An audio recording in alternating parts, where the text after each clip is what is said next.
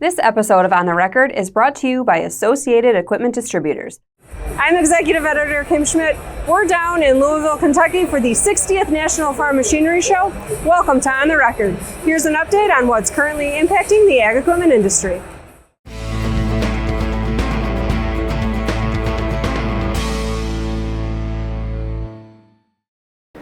Western Illinois-based Yetter Manufacturing and Kentucky-based Martin Industries announced to dealers last week Yetter's intent to acquire Martin, with the deal expected to close this quarter. The acquisition, say the two ag equipment manufacturers, brings synergy from their company's common mission of bringing innovations to the market that improve efficiency and profitability. Both companies grew from humble, deep roots in business, family, and innovation. Yetter has been family-owned and operated for 95 years, while Martin was founded 34 years ago and led by the father-son duo of the late Howard Martin and son Steve. Both companies were profiled in the special How We Did It docuseries from the editors of Farm Equipment. We checked in with Tyler Thomas down here in Louisville to find out more. Here just this last week, we just had a public announcement that Yetter had acquired Martin Industries. Obviously, two family, homegrown, down-to-earth roots company coming together. Still going to be operating independently, but we're really excited. The growth potential, the different projects we're going to be able to work on through both companies. Still operating independently on their own, obviously. We're very excited for it. The move combines decades of expertise, engineering excellence, and farmer-focused innovation. Yetter and Martin Industries will continue to deliver their lineup of planter attachments, fertilizer equipment, closing wheels, and more, designed to meet the evolving challenges of modern agriculture. We'll have more on the acquisition in the coming weeks. This week's dealer on the move is Johnson Tractor. The Case IH dealer has acquired Farmers Implement, adding 2 stores in Allenton and Columbus, Wisconsin. The acquisition is effective June 1st. Now here's Noah Newman with the latest from the Technology Corner.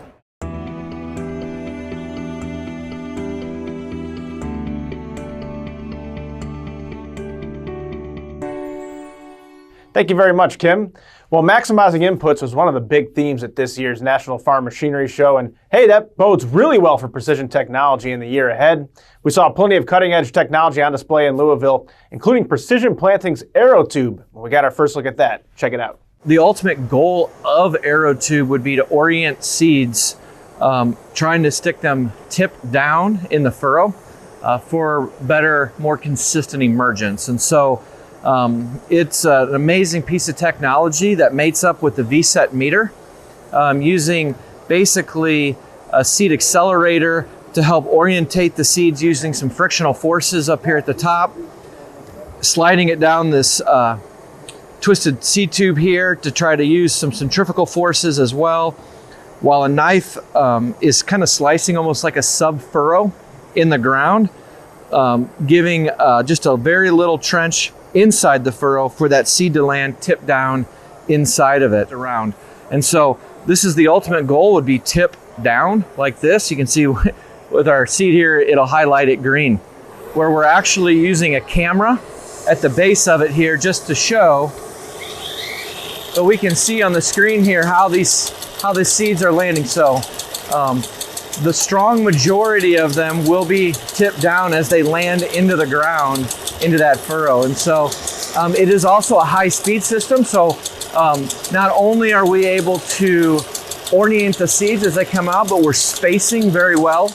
ArrowTube is going through some more beta testing this spring, and it should be available on a limited basis for some farmers later this year. But stay tuned for more announcements on ArrowTube. In the Technology Corner, I'm Noah Newman. Back to you, Kim. Thanks, Noah. As of February 11th, corn prices were $4.27, down 3 cents from our last episode. Soybeans closed at $11.24, up 57 cents, and wheat closed at $5.37, up 8 cents.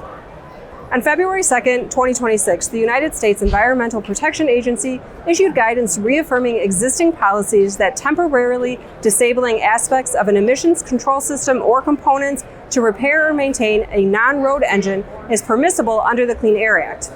While the EPA's press release included rhetoric that made it sound like the guidance was changing the game, Brian McGuire, President and CEO of Associated Equipment Distributors, and Daniel Fisher, Senior Vice President of Government Affairs, say that the guidance, when you dig into it, affirms the equipment industry's stance on right to repair. That is, farmers can repair their equipment but not modify it.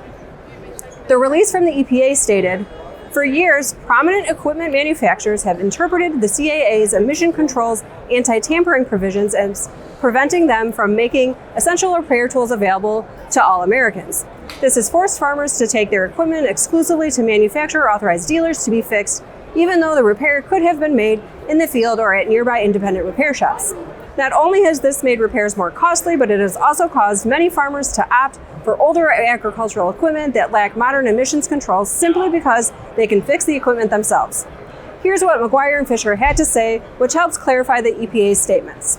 Really, ultimately, what the guidance did was really reaffirm what AED's position has been all along, that customers have the right to repair their equipment.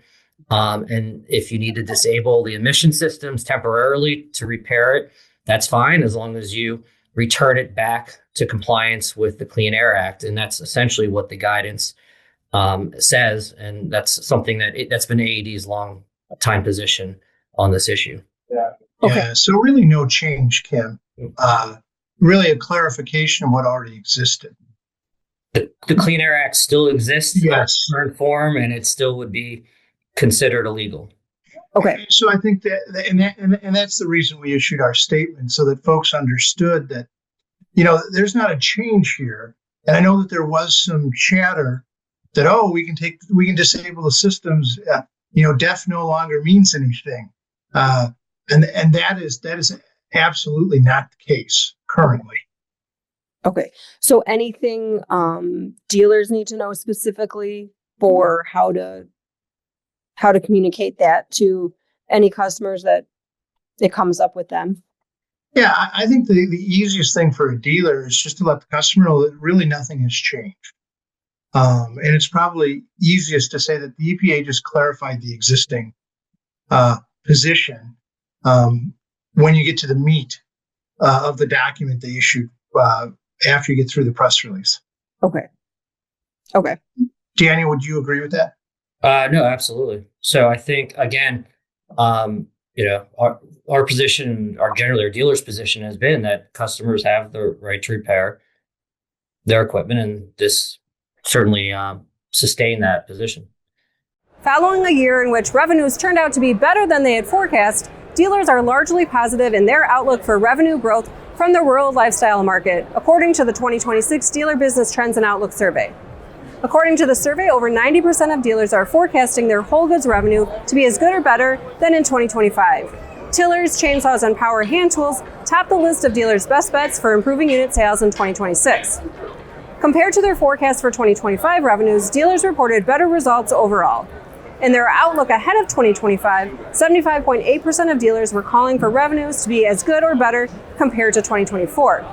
As 2025 drew to a close, 81.3% reported their total revenues were as good or better than 2024. The percentage of dealers who said their revenues were roughly flat improved by 6.7 percentage points compared to the 2025 forecast. Just over 37% of dealers reported 2025 revenues were up 2 to 7% over 2024, up 6.3 points from the percentage who forecast that level of growth a year ago. Fewer dealers reported their total revenue was up 8% or more than had forecast that level of growth a year ago, 8% versus 15.5%. We'll have complete coverage of the survey in the March issue of Farm Equipment and Rural Lifestyle Dealer. That's it from the 60th National Farm Machinery Show. As always, we welcome your feedback. You can send comments and story suggestions to kschmidt@lestermedia.com. Until next time, I'm Kim Schmidt. Thanks for joining us.